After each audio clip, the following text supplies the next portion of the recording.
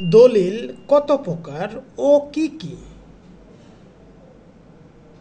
দলিল মূলত দুই প্রকার। এক, সাধারণ দলিল। দুই, বিশেষ দলিল।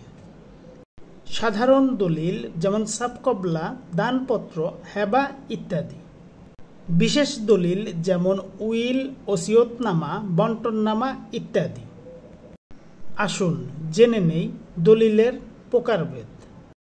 সাবকবলা দলিল, এটি একটি বিক্রয় দলিল যেখানে বিক্রেতা ক্রেতার কাছে স্থাবর সম্পত্তি হস্তান্তর করে থাকে। দানপত্র দলিল, এই দলিলের মাধ্যমে কোনো ব্যক্তি তার সম্পত্তি অর্থ বা বিনিময় ছাড়া অন্য কাউকে দান করেন। হেবা বিল এওয়াজ দলিল, এটি একটি বিশেষ ধরনের হেবা দলিল যেখানে সম্পত্তি হস্তান্তরের সাথে সাথে কিছু বিনিময়ও হয়ে থাকে। এওয়াজ দলিল, এই দলিলের মাধ্যমে সম্পত্তির মালিকানা অর্থ বা বিনিময়ের মাধ্যমে হস্তান্তর করা হয়।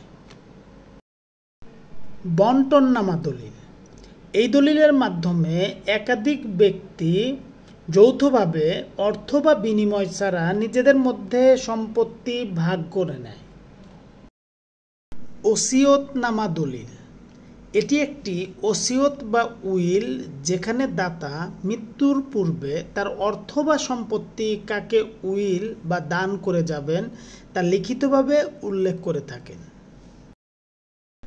উইল দলিল, উইল একটি আইনি দলিল যা উইলকারী তার মৃত্যুর পর তার অর্থ বা সম্পত্তি কিভাবে বন্টন করা হবে তা নির্দিষ্ট করে লিখে যান।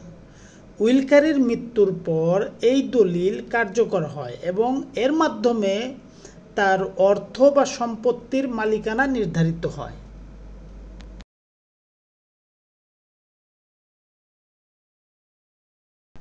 না দাবি দলিল, ডিড অফ ডিসক্লাইমার, এমন একটি আইনি দলিল যার মাধ্যমে কোনো ব্যক্তি সম্পত্তি বা অধিকারের উপর তার দাবি ত্যাগ করেন। এই দলিল সাধারণত কোনো সম্পত্তি হস্তান্তর করে না, তবে অধিকার ত্যাগের ঘোষণা দেয়।